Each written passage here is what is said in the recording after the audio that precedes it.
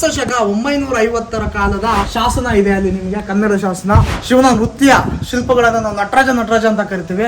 ಅದು ನಟರಾಜ ಶಿಲ್ಪಗಳಲ್ಲ. ಅಂದ್ರೆ ಜೈನರು ಕೂಡ ಈ ಹಳ್ಳಿಯಲ್ಲಿ ಇದ್ರು ಅನ್ನೋದಕ್ಕೆ ಇದೊಂದು ದಾಖಲೆ. ಅಧಿಷ್ಠಾನದಲ್ಲಿರುವ ತಮಿಳು ಶಾಸನಗಳನ್ನ ನೋಡಿ ಇದು ತಮಿಳುನಾಡಿನಿಂದ ಬಂದಂತ ಚೋಳರೇ ನಿರ್ಮಾಣ ಮಾಡಿದ್ರು ಅನ್ನೋದು ಭ್ರಮೆ. ಇವರ ಹೆಸರು ತ್ರಿಭುವನ ಕರ್ತಾರ ದೇವ ಅಂತ. ದಿವ್ಯಬ್ಬರಸಿ ಇಲ್ಲಿಂದ ಇರುತ್ತೆ. ದಿವ್ಯಬ್ಬರಸಿ 10ನೇ ಶತಮಾನದಲ್ಲಿ ನೊಳಂಬರ ಆಳ್ವಿಕೆ ಸಮಯದಲ್ಲಿ ಕಟ್ಟಿಸಿದಂತ ರಾಮಲಿಂಗೇಶ್ವರ ದೇವಸ್ಥಾನ ಕೋಲಾರ ಜಿಲ್ಲೆಯ ಮುಳಬಾಗಿಲು ತಾಲೂಕಿನ ಆವನಿ ಎಂಬ ಸ್ಥಳದಲ್ಲಿದೆ. ಸ್ಥಳ ಪುರಾಣ ಪ್ರಕಾರ ವಾಲ್ಮೀಕಿ ಮಹರ್ಷಿ ಇದ್ದಂತ ಸ್ಥಳ ಇದು. ಲವಕುಶರು ಹುಟ್ಟಿ ಬೆಳೆದಂತ ಸ್ಥಳ ಕೂಡ. ಮುಳಬಾಗಿಲಿನಿಂದ ಸುಮಾರು 12 ಕಿಲೋಮೀಟರ್ ದೂರದಲ್ಲಿರುವಂತ ವಿಶೇಷವಾದ ವಾಸ್ತುಶಿಲ್ಪ ಮತ್ತು ಇತಿಹಾಸ ಹೊಂದಿರುವಂತ ರಾಮಲಿಂಗೇಶ್ವರ ದೇವಸ್ಥಾನ ಬನ್ನಿ ನೋಡೋಣ. ಪ್ರಾಗೈತಿಹಾಸಿಕ ಕಾಲದಿಂದಲೂ ಇಲ್ಲಿ ಜನವಾಸ ಇದ್ದಂತ ಸ್ಥಳ ಇದು. ಈ ಕ್ಷೇತ್ರ ಆವನಿ, ಇದನ್ನ ಸಂಸ್ಕೃತಕರಣಗೊಂಡಂತ ಆವಂತಿಕಾಪುರ ಅಂತ ಕೂಡ ಇದನ್ನ ಕರೀತಾರೆ. ಇದು ಸದ್ಯಕ್ಕೆ ಇದನ್ನ ಆವಣಿ ಅಂತ ನಮ್ಮ ಸ್ಥಳೀಯರು, ಇಲ್ಲಿ ತೆಲುಗು ಮತ್ತು ಕನ್ನಡ ಮಿಶ್ರಿತ ಭಾಗ ಆಗಿರೋದ್ರಿಂದ ಅವರ ಸ್ಥಳೀಯ ಭಾಷೆಯಲ್ಲಿ ಆವಣಿ ಅಂತ ಕರೀತಾರೆ. ಇದನ್ನ ನಾವು ಇವತ್ತು ಆವನಿ ಅಂತ ಕನ್ನಡದಲ್ಲಿ ಕರಿತೀವಿ. ಪ್ರಾಚೀನ ಈ ಊರಿನ ಹೆಸರು ಅವನ್ಯ ಅಂತ. ಇದನ್ನ ಒಂದು ವಿಭಾಗ ಮಾಡ್ಕೊಂಡಿದ್ರು, ಆಡಳಿತ ವಿಭಾಗವಾಗಿ ಅವನ್ಯ ನಾಡು 30 ಅಂತ. ಅಂದರೆ ಸುಮಾರು 30 ಹಳ್ಳಿಗಳ ಒಂದು ಹಿಡಿತ, ಅಂದರೆ 30 ಹಳ್ಳಿಗಳ ವಿಭಾಗವನ್ನು ಇದನ್ನು ಒಳಗೊಂಡಿತ್ತಿದ್ದು ಅವನ್ಯ ನಾಡು.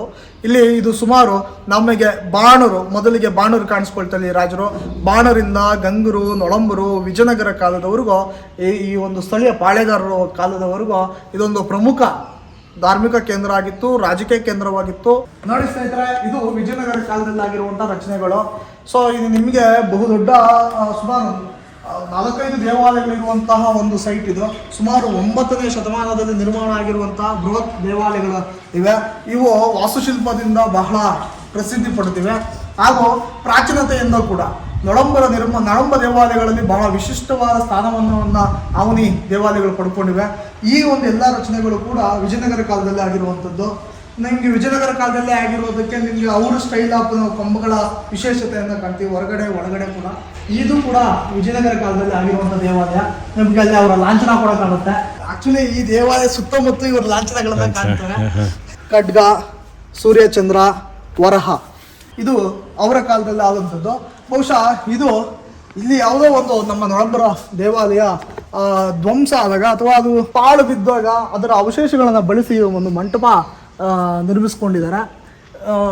ನೋಡಿ, ಇದು ನೊಳಂಬ ಒಂದು ಕಂಬ ಎಷ್ಟು ತುಂಬ ಸುಂದರವಾಗಿ ಕರೆದಿದ್ದಾರೆ ನೋಡಿ. ಶಿಲ್ಪಗಳನ್ನು ಮಿನೇಚರ್ಸಲ್ಲಿ ನಾಟ್ಯ ಮಾಡ್ತಿರೋದು, ವಾದ್ಯಗಳನ್ನು ನುಡಿಸ್ತಿರುವಂಥದ್ದು, ಮತ್ತು ಇಲ್ಲಿ ಬಳ್ಳಿಗಳನ್ನು ನಾವು ಕಾಣ್ಬೋದು. ಹೀಗೆ ಇದು ಅವಶೇಷಗಳನ್ನು ಬಳಸಿ ಮಾಡಿರುವಂಥ ಮಂಟಪ. ಇದು ದೇವಾಲಯ ಬಂದು ವಿಜಯನಗರ ಕಾಲದಲ್ಲಿ ನಿರ್ಮಾಣಗೊಂಡಿದ್ದಾಗ, ಮಂಟಪ ಮಾತ್ರ ಇಲ್ಲಿ ಅಳಿದುಳಿದ ಅವಶೇಷಗಳನ್ನು ಬಳಸಿ ನಿರ್ಮಿಸಿರುವಂಥದ್ದನ್ನು ನಾವು ಕಾಣ್ಬೋದು. ನಮ್ಮ ಈ ಆವನಿಯ ಒಂದು ದೇವಾಲಯದ ಆವರಣದಲ್ಲಿ ಒಂದು ವಿಜಯನಗರ ಕಾಲದ ಒಂದು ವೀರಭದ್ರನ ಶಿಲ್ಪವಿದೆ. ಕೆಳಗಡೆ ನಿಮಗೆ ದಕ್ಷ ಕೂಡ ಇದ್ದಾನೆ, ಅಲಗು ಹಿಡಿದಿದ್ದಾನೆ, ಕೈಯಲ್ಲಿ ಕತ್ತಿ ಹಿಡಿದಿದೆ, ಬಾಣ ಇದೆ, ಬಿಲ್ಲು ಇದೆ. ಇವುಗಳನ್ನು ಹಿಡಿದಿರೋದನ್ನು ನಾವು ಕಾಣ್ಬೋದು. ಲಕ್ಷ್ಮಣನ ಹೆಸರಲ್ಲೇ ಒಂದು ಲಿಂಗ ಇರುವುದನ್ನು ನಾವು ಕಾಣ್ತೀವಿ. ಅದ್ರ ಒಳಗಡೆ ಹೋಗಿ ಮುಂಚೆನೆ ಇವಳು ಕೈಯಲ್ಲಿ ಕತ್ತಿ ಹಿಡಿದಿರೋದ್ರಿಂದ ಬಟಾರಿ ಅನ್ಬೇಕು, ಬಳ್ಳಾರಿ ಅನ್ಬೇಕು ಗೊತ್ತಾಗ್ತಿಲ್ಲ, ಆದರೆ ಇದೊಂದು ಕಾಳಿ ಶಿಲ್ಪ ಅಂತ ಹೇಳ್ಬೋದು. ತ್ರಿಶೂಲ, ಡಮರುಗ, ಕತ್ತಿ ಇರೋದ್ರಿಂದ ಆಗ ಹೇಳ್ಬೋದು. ಕೆಳಗಡೆ ಸಂಹಾರ ಆಗ್ತಿದೆ, ಕೈಯಲ್ಲಿ ಇಲ್ಲಿ ಹಿಡಿದಿರೋದನ್ನು ಕಾಣ್ಬೋದು ನಾವು. ಕುಬೇರ ಇರುವಂಥ ಶಿಲ್ಪವನ್ನು ನಾವು ಕಾಣ್ಬೋದು. ಹಾಗೆ ಇಲ್ಲಿ ಶಿವನ ನೃತ್ಯ ಭಂಗಿಯನ್ನು ಕಾಣ್ಬೋದು. ಮುಂದೆ ಈ ಕಡೆ ಎಲ್ಲ ಮಣ್ಣಿನ ಗಾರೆ ಶಿಲ್ಪಗಳಿದುವ, ಅವೆಲ್ಲ ಸ್ವಲ್ಪ ಶಿಲ್ಪಗಳು ಸೌದಿದೆ. ಆಕ್ಚುಲಿ ನಿಮಗೆ ಕುಂಭಗಳಿವೆ ಇಲ್ಲಿ, ಒಂದು 2 ವಾರ ಇದರಲ್ಲಿ ಕುಂಭಗಳಿವೆ. ಮತ್ತು ಇಲ್ಲಿ ನಿಮಗೆ ವಾದ್ಯಗಾರರು ಒಂದು ಮಿನೇಚರ್, ಅಂದರೆ ಈ ದ್ವಾರಬಂಧದಲ್ಲಿ ಮಿನೇಚರ್ಗಳಲ್ಲಿ, ಸಣ್ಣ ಮಿನೇಚರ್ಗಳಲ್ಲಿ ನಿಮಗೆ ಇಲ್ಲಿ ನೋಡಿ ಇಲ್ಲೆಷ್ಟು ಒಂದು ಕೊಳಲು ನುಡಿಸ್ತಿರೋವಂಥದ್ದು ಅಂತ ಎಲ್ಲ ಶಿಲ್ಪಗಳನ್ನು, ಇಲ್ಲಿ ವಾದ್ಯಗಳನ್ನು ನುಡಿಸ್ತಿರೋದಂತ ನಾವು ಕಾಣ್ಬೋದು. ಬನ್ನಿ ಸ್ನೇಹಿತರೆ, ಈ ದೇವಾಲಯ ನೊಳಂಬರ ಕಾಲದಲ್ಲಿ ನಿರ್ಮಾಣವಾದಂತಹ ಲಕ್ಷ್ಮಣೇಶ್ವರ ದೇವಾಲಯ ಅಂತ, ಲಕ್ಷ್ಮಣಲಿಂಗೇಶ್ವರ ಆ ಹೆಸರಲ್ಲಿ ನಿರ್ಮಾಣ ಆಗಿರುವಂಥ ದೇವಾಲಯ. ಬನ್ನಿ ಸ್ನೇಹಿತರೆ, ಒಳಗಡೆ ತುಂಬ ದೊಡ್ಡ ವಿಸ್ತೀರ್ಣದಲ್ಲಿ ಇಲ್ಲಿ ನಾವು ನವರಂಗವನ್ನು ಕಾಣ್ತೇವೆ. ಮೇಲೆ ಅಷ್ಟದಿಕ್ಪಾಲಕರನ್ನ ಕೂಡ ನಾವು ಕಾಣ್ಬೋದು. ನೊಳಂಬರ ಕಾಲದಲ್ಲಿ ಅಷ್ಟದಿಕ್ಪಾಲಕರ ಪ್ಯಾನಲ್ ಮಾತ್ರ ತುಂಬಾ ದೊಡ್ಡದಾಗಿರ್ತಿತ್ತು ಮತ್ತು ಬಹಳ ಸುಂದರವಾಗಿ ಕೂಡ ಅದರ ರಚನೆಗಳನ್ನ ನಾವು ಕಾಣ್ಬೋದು. ಬಹುಶಃ ಗಂಗರ ಕಾಲದಲ್ಲಿ ಮತ್ತೆ ನೊಳಂಬರ ಕಾಲದಲ್ಲಿ ಈ ತರ 2 ಕಂಬಗಳನ್ನ ಅಂತರಾಳದಲ್ಲಿ ಹಾಕುವುದನ್ನು ನಾವು ಕಾಣ್ತೀವಿ.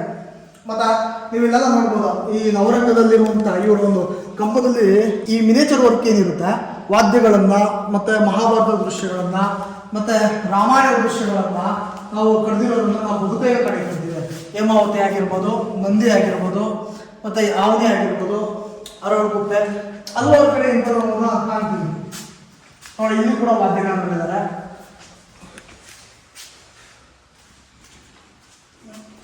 ಮತ್ತೆ ವಿಶೇಷವಾಗಿ ಸರ್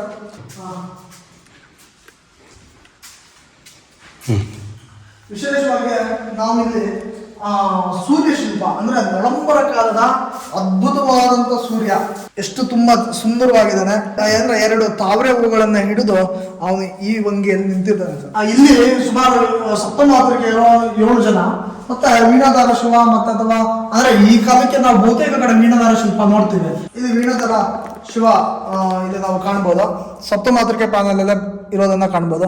ಇಲ್ಲಿ ನೋಡಿ ಅಂಶ ಇದೆ, ಇವಳು ಬ್ರಾಹ್ಮಣಿ ಅಂತ ನಾವು ಹೇಳ್ತೀವಿ.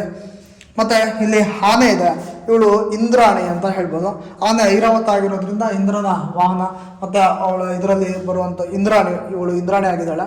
ಇವಳು ಕೌಮರಿ ಅಂತ ನಾವು ಹೇಳ್ಬೋದು, ಕೌಮರಿ ಅಂತ. ಇದು ವಾರಾಹಿ ಶಿಲ್ಪ ಆಗಿದೆ. ಮಹೇಶ್ವರಿ ಇದ್ದಾಳೆ, ಮಹೇಶ್ವರಿ ತ್ರಿಶೂಲ ಇರೋದ್ರಿಂದ, ಶಂಖ ಚಕ್ರ ಎಲ್ಲ ಇರೋದ್ರಿಂದ ವೈಷ್ಣವಿ. ಮತ್ತೆ ಇಲ್ಲಿ ಈಗ ನಮಗೆ ಮಿಸ್ ಆಗಿರೋದು ಬಹುಶಃ ನಮಗೆ ಅವಳು ಚಾಮುಂಡ ಶಿಲ್ಪ ಮಿಸ್ ಆಗಿದೆ ಇಲ್ಲಿ ಸ್ನೇಹಿತರೆ. ಇನ್ನು ಇಲ್ಲಿ ನಾವು ನೋಡ್ಬೋದು, ಇಲ್ಲಿ ಗರ್ಭಗುಡಿಯ ದ್ವಾರಬಂಧದಲ್ಲಿ ಮೇಲ್ಗಡೆ ಲಾಲಾಟದಲ್ಲಿ ಗಜಲಕ್ಷ್ಮಿಯನ್ನು ನಾವು ಕಾಣ್ತೀವಿ. ಮತ್ತೆ ಇಲ್ಲಿ ವಿಶೇಷವಾಗಿ ನಾವು ಯಾವಾಗಲೂ ಹೇಳ್ತಾ ಇರ್ತೀವಿ, ನಮಗೆ ನೊಳಂಬ ಮತ್ತು ಗಂಗರ ದೇವಾಲಯಗಳಲ್ಲಿ ಲಾಲಾಟ ಬಿಂಬದಲ್ಲಿ 2 ಕುಂಭಗಳಿರೋದು ಬಹಳ ಸಹಜ. ಈ ಕುಂಭಗಳು ವಿಶೇಷವಾಗಿರ್ತವೆ. ಮತ್ತು ಈ ಬಳ್ಳಿ ರಚನೆಗಳು ಕೂಡ ಅಷ್ಟೇ. ನೀವು ಒಳಗಡೆ ನೋಡ್ಬೋದು ಸ್ನೇಹಿತರೆ, ಈ ಥರ ಲಿಂಗವನ್ನ ನಾವು ಬಹುಶಃ ನಳಂಬರ ಕಾಲದಲ್ಲಿ ಹೆಚ್ಚು ನೋಡ್ತೀವಿ, ಈ ಥರ ಬೃಹತ್ ಲಿಂಗಗಳನ್ನ.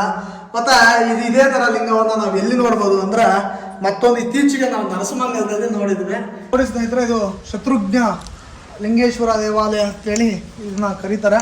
ಇದರಲ್ಲಿ ನಾವು ನೋಡ್ಬೋದು, ಇದು ಬಹುಶಃ ಇದರ ಒಳಾಂಗಣ ಎಲ್ಲ ಕೂಡ ಎದುರುಗಡೆ ಇರುವಂಥ ಲಕ್ಷ್ಮಣ ಲಿಂಗೇಶ್ವರ ದೇವಾಲಯವನ್ನೇ ಹೋಲುತ್ತದೆ. ಇಲ್ಲಿ ನೋಡಿ ದ್ವಾರಪಾಲಕರನ್ನು ನಾವು ಕಾಣ್ಬೋದು. ಅನಂತರ ನೀವು ನೋಡ್ಬೋದು ಕುಂಭಗಳನ್ನ ರಚನೆ ಇದೆ. ಆಮೇಲೆ ನೋಡಿ ಮೇಲ್ಗಡೆಗೆ ನಮಗೆ ಒಂದು ಗಜಲಕ್ಷ್ಮಿ ಶಿಲ್ಪವನ್ನು ಕಾಣ್ತೀವಿ ನೋಡಿ ಸ್ನೇಹಿತರೆ. ಇಲ್ಲಿ ಸುಂದರವಾದಂತಹ ನವರಂಗ ಅಲ್ಲಿದಂತೆ ಇಲ್ಲಿ ಕೂಡ ಒಂದು ನವರಂಗ ಇದೆ. ಇಲ್ಲಿ ಕೂಡ ನಿಮಗೆ ಕಂಬಗಳ ತುಂಬಾ ಅಂದ್ರೆ ಮಿನೇಚರ್ ವರ್ಕ್ ಅಲ್ಲಿ ತುಂಬಾ ವಾದ್ಯಗಳನ್ನು ನುಡಿಸ್ತಿರುವಂಥದ್ದು, ಈ ಕಡೆ ನಾಟ್ಯವನ್ನು ಮಾಡ್ತಿರುವಂಥದ್ದು, ಕಲಾ ನೃತ್ಯಗಳು, ವಿವಿಧ ರೀತಿಯ ನೃತ್ಯಗಳನ್ನ ಮಾಡ್ತಿರುವಂಥ ಶಿಲ್ಪಗಳನ್ನ ಕಾಣ್ಬೋದು. ಇಲ್ಲಿ ಕೂಡ ನೃತ್ಯಗಳನ್ನ ಮಾಡ್ತಿರೋದನ್ನ ನಾವು ಬಹುತೇಕ ಈ ಎಲ್ಲ ಕಂಬಗಳಲ್ಲಿ ಅದೇ ರೀತಿ ಇದೆ. ಮತ್ತೆ ಮೇಲ್ಭಾಗದಲ್ಲಿ ನಮಗೆ ಈ ನವರಂಗದ ಅಧಿಷ್ಠಾನದಲ್ಲಿ ನಾವು ಕಾಣ್ಬೋದು.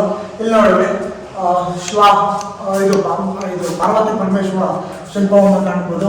ಲಕ್ಷ್ಮಣ ಲಿಂಗೇಶ್ವರ ದೇವಾಲಯದಲ್ಲಿ ಹೇಳಿದ್ರೆ ಇಲ್ಲಿ ಕಂಬಗಳು ಮುಖ್ಯವಾಗಿ ನವರಂಗದ ನಂತರ ಬರುವಂತ ಅಂತರಾಳದಲ್ಲಿ 2 ಕಂಬಗಳು ಸಾಮಾನ್ಯವಾಗಿ ಗಂಗಾ ಮತ್ತು ನಳಂಬರದಲ್ಲಿ ರಚನೆ ಆಗಿರ್ತದೆ. ಇನ್ನು ಅಲ್ಲಿ ನೋಡಿದ್ರೆ ಬೃಹತ್ತಾದಂತಹ ಶಿವಲಿಂಗವನ್ನ ಇಲ್ಲಿ ನೋಡ್ಬೋದು. ಇದು ಕೂಡ ಅಷ್ಟೇ ಗಾತ್ರದ ಒಂದು ಸುಂದರವಾದಂತಹ ಶಿವಲಿಂಗ ಇದೆ. ಇಲ್ಲಿ ಕೂಡ ಬ್ರಹ್ಮಸೂತ್ರ ಇದೆ ಸರ್. ಈ ದೇವಾಲಯಗಳಿರುವಂತಹ ಕಿಟಕಿಗಳು ಅಂದ್ರೆ ಜಾಲಂಬರಗಳು, ಈ ಜಾಲಂಬರಗಳಲ್ಲಿ ವಿಶೇಷವಾಗಿ ಶಿಲ್ಪಗಳಿವೆ. ಅವುಗಳನ್ನು ನಾವು ಮನೆಯಲ್ಲಿ ನೋಡೋಣ.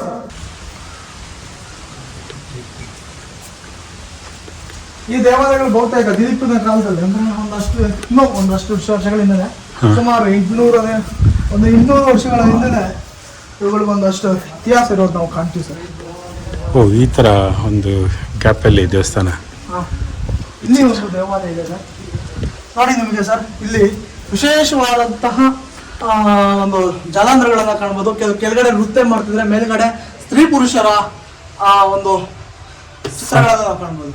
ಇಲ್ಲಿ ನೋಡಿ, ಇಲ್ಲಿ ಒಂದು ಜಲಾಂಧ್ರದಲ್ಲಿ ಒಬ್ಬ ಪುರುಷ ಮತ್ತೆ ಸ್ತ್ರೀ ಅವಳು ನೃತ್ಯ ಮಾಡ್ತಿದ್ದಾಳೆ, ಇವ್ನು ನಿಂತಿದ್ದಾನೆ ಸರ್ ನೋಡಿ ಸ್ನೇಹಿತರೆ. ಇದು ಮತ್ತೊಂದು ದೇವಾಲಯ. ಇದು ಭರ್ತೇಶ್ವರ ದೇವಾಲಯ ಆಗಿದೆ. ಇಲ್ಲಿ ನಿಮಗೆ ಲಾಲಾಟ ಬಿಂಬದಲ್ಲಿ ನಿಮಗೆ ಗಜಲಕ್ಷ್ಮಿ ಶಿಲ್ಪವನ್ನು ಕಾಣ್ಬೋದು. ಇಲ್ಲಿ ಮತ್ತೆ ಇದು ಆಕ್ಚುಲಿ ನವರಂಗ ಮುಂದೆ ಜಾಗ ಇರಬೇಕಾಗಿತ್ತು, ಅದು ವಿಜಯನಗರ ಕಾಲದಲ್ಲಿ ಎಕ್ಸ್ಟೆಂಡ್ ಮಾಡಿದ್ದಾರೆ.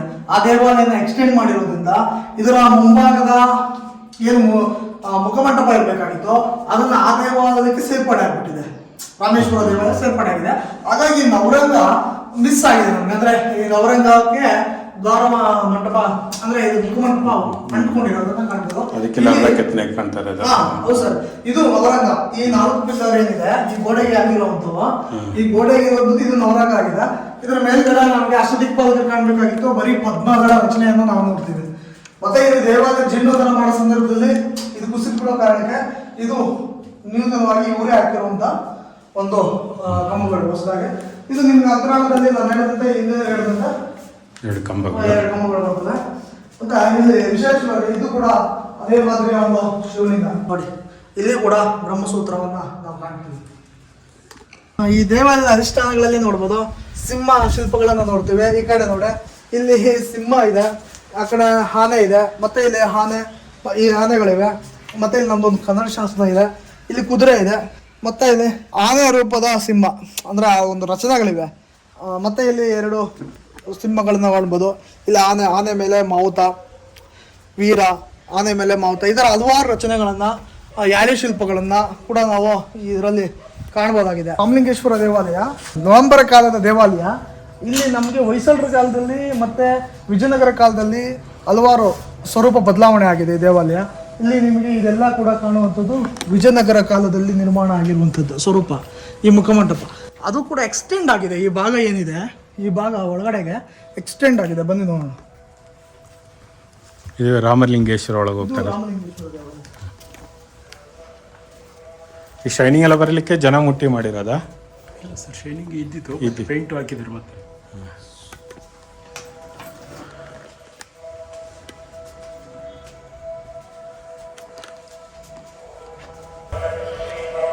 ನೋಡಿ ಸರ್, ಇದೆಲ್ಲ ವಿಜಯನಗರ ಕಾಲದಲ್ಲಿ ಇದು ನವರಂಗ ವಿಜಯನಗರ ಕಾಲದಲ್ಲಿ. ಇದು ಕೂಡ ನಿಮಗೆ ಹೊಯ್ಸಳರ ವಿಜಯನಗರ ಕಾಲದಲ್ಲಿ ಆಗಿರುವಂತಹ ಈ ಕಂಬಗಳೆಲ್ಲಾನು ವಿಜಯನಗರದೇನಾ? ವಿಜಯನಗರ ನವೆಂಬರ್ ಕಾಲದ ಸೂರ್ಯ ಲೈಟ್ ಹಾಕ್ತದಲ್ಲ ಇದು. ಇಲ್ಲಿ ಇವೆರಡು ಕೂಡ ತಂದೆ ಮಗ. ಇಲ್ಲಿ ಇವರು ಚೋಳ ಅಂದ್ರೆ ಇಲ್ಲಿ ಚೋಳರ ಕಾಲದಲ್ಲಿ ಇಲ್ಲೇ ನೆಲೆಗೊಂಡಿದ್ರು ಹಿಂದೆ ಇವರು ಪೂರ್ವಿಕರೆಲ್ಲ. ಅವರು ಬಿಟ್ಟು ಹೋದ ನಂತರ ಕೂಡ ಹೊಯ್ಸಳರ ಕಾಲದಲ್ಲಿ ಚೋಳ ಅಧಿಕಾರಿಗಳು ಇಲ್ಲಿ ಆಳ್ವಿಕೆ ಮಾಡ್ತಿದ್ರು. ಬ್ರಹ್ಮಾದಿರಾಯ ಅಂತೇಳಿ ಅವರ ವಿಗ್ರಹಗಳಿವೆರಡು. ಇಳುವಂಜರಾಯ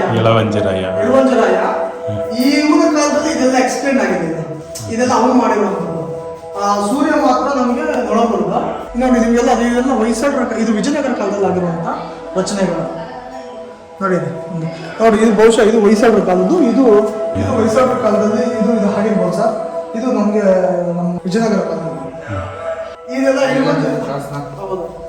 ಏನ್ ಶಾಸನ ಅಂದ್ರೆ ಇಲ್ಲಿ ಅವ್ರ ಕಾಲ ವಿಜಯನಗರ ಕಾಲದಲ್ಲಿ ಶಾಸನ. ಯಾವ ಕಾಲೇಜ್ ಕಂಪ್ಲೇಂಟ್ ಮಾಡೋಣ ಲಿಪಿ ಮೇಲೆ ಇಟ್ಬಿಟ್ಟಿದ್ದಾರೆ ಮುಜರಾಯಿನವರು ತೆಗೆದಾಕಿ ಆ ಕಡೆ ಬಿಟ್ಟಿದ್ದಾರೆ.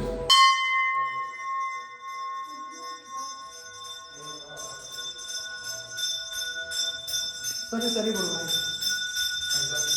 ಮೂಲ ರಾಮಲಿಂಗೇಶ್ವರ ದೇವಾಲಯ ಅಂತ ಏನ್ ಕರಿತಾ ಇದೀವಿ ನಾವಿದು ಮೂಲ ದೇವಾಲಯ. ಇದು ಈ ಭಾಗ ಇಲ್ಲಿಂದ ಇದು ವಿಜಯನಗರ ಕಾಲದಲ್ಲಿ ಈ ಭಾಗ ಮತ್ತೆ ಮಾಡಿರುವಂಥದ್ದು. ಈ ಪೋರ್ಷನ್ ಇದು ಇಳುವಂಜಿರಾಯ ಅಂತ ಹೇಳ್ಬಿಟ್ಟು ಇಲ್ಲಿ ಆಳ್ವಿಕೆ ಮಾಡ್ತಿರ್ತಾನೆ. ಅವನ ವಿಗ್ರಹವನ್ನ ಒಳಗಡೆ ನಾವು ಈಗಾಗಲೇ ನೋಡಿದ್ದೀವಿ. ಅವನು ಮತ್ತೆ ಅವ್ರ ಪೂರ್ವಿಕರ ವಿಗ್ರಹಗಳು ಎರಡು ಕೂಡ, ಅವನ ತಂದೆ ಮತ್ತು ಅವ ಇಬ್ಬರು ವಿಗ್ರಹಗಳನ್ನು ನಾವು ಅಲ್ಲಿ ಇಳುವಂಜಿರಾಯನ ಕಾಲದ ವಿಗ್ರಹಗಳನ್ನು ನೋಡ್ತೀವಿ. ಮತ್ತೆ ಮಧ್ಯದಲ್ಲಿ ನೊಳಂಬರ ಕಾಲದ ಸೂರ್ಯ ವಿಗ್ರಹವನ್ನ ಕಾಣ್ತೀವಿ. ಈ ದೇವಾಲಯದಲ್ಲಿ ಇದು ನಮಗೆ ಇಲ್ಲಿ ನವರಂಗ ಕಾಣುತ್ತೆ, ಮತ್ತೆ ಅಂತರಾಳ, ಮತ್ತೆ ನಿಮಗೆ ಗರ್ಭಗುಡಿ. ಇದು ಪ್ರಾಚೀನವಾದಂತಹ ರಾಮಲಿಂಗೇಶ್ವರ ದೇವಾಲಯ. ಇದು ವಿಜಯನಗರ ಕಾಲದಲ್ಲಿ ರಚನೆ ಆಗಿರುವಂಥದ್ದು. ನೋಡಿ, ವಿಜಯನಗರದ ವಾಸ್ತುಶಿಲ್ಪ ನಾವು ಇಲ್ಲಿ ಕಾಣ್ತೀವಿ. ಈ ದೇವಾಲಯ ಸಂಪೂರ್ಣ ವಿಜಯನಗರ ಕಾಲದಲ್ಲಿ ಆದ್ರೆ ಇದು ನಮಗೆ ನವೆಂಬರ್ ಕಾಲದಲ್ಲಿ ಆಗಿರುವಂಥದ್ದು. ನೋಡಿ, ನೀವು ನವೆಂಬರ್ ಕಾಲದ ಗಾರೆ ಶಿಲ್ಪವನ್ನು ಕೂಡ ನೋಡೋದು. ಮೇಲೆ ಇರೋದ್ರಿಂದ ನವೆಂಬರ್ ಕಾಲದಲ್ಲಿ ಆಗಿರುವಂತಹ ಗೋಪುರ. ಈ ಶಿಖರಗಳೆಲ್ಲ ನವೆಂಬರ್ ಕಾಲದಲ್ಲಿ ಆಗಿರುವಂಥದ್ದು, ಮಣ್ಣಿನ ಶಿಖರಗಳು. ನೋಡಿ, ಇಲ್ಲಿ ಮುಖ್ಯವಾಗಿ ನಮಗೆ ನೊಳಂಬರ ಕಾಲದಲ್ಲಿ ಬಹಳ ವಿಶೇಷ ಅನ್ನುವಂಥದ್ದು ಜಾಲಂಧರಗಳು. ಇಲ್ಲಿ ನೋಡಿ, ಮಹಿಷಾಮರ್ದಿನಿ, ನೊಳಂಬರ ಕಾಲದ ಮಹಿಷಾಮರ್ದಿನಿ ಶಿಲ್ಪವನ್ನು ನಾವು ನೋಡ್ಬೋದು ಜಾಲಂಧರದಲ್ಲಿ. ಇಲ್ಲಿ ಒಂದು 2 ಕಂಬಗಳನ್ನ ಅವರು ನೊಳಂಬರ ಕಾಲದ ಕಂಬಗಳನ್ನ ಬಳಸಿ ಒಂದು ವಿಗ್ರಹವನ್ನ, ಅಂದ್ರೆ ಗಣೇಶ ವಿಗ್ರಹವನ್ನ ಇಟ್ಟಿದ್ದಾರೆ. ಇದು ವಿಜಯನಗರ ಕಾಲದ ಒಂದು ಗಣೇಶ ವಿಗ್ರಹ ಆಗಿದೆ. ಭೈರವ ಶಿಲ್ಪವನ್ನು ನೋಡ್ತೇವೆ. ಇದು ನೊಳಂಬರ ಕಾಲದ ನಿಮಗೆ ಲಕ್ಷ್ಮಣ ಲಿಂಗೇಶ್ವರ ದೇವಾಲಯದ ಹೊರಗೋಡೆಯಲ್ಲಿ ರಚಿತ ಆಗಿರುವಂತಹ ಉಬ್ಬು ಶಿಲ್ಪಗಳು. ಹಾಗೆ ಬಂದರೆ ಇಲ್ಲಿ ನಮಗೆ ಇಲ್ಲೊಂದು ವಿಶೇಷವಾಗಿ ಹೊರಗೋಡೆಯಲ್ಲಿ ಇರುವಂತಹ ಒಬ್ಬ ಶಿವನ, ಅಂದರೆ ನಮಗೆ ಇದನ್ನು ನಾವು ಮಹಾನಟ ಶಿಲ್ಪ ಅಂತ ಕರಿತೀವಿ.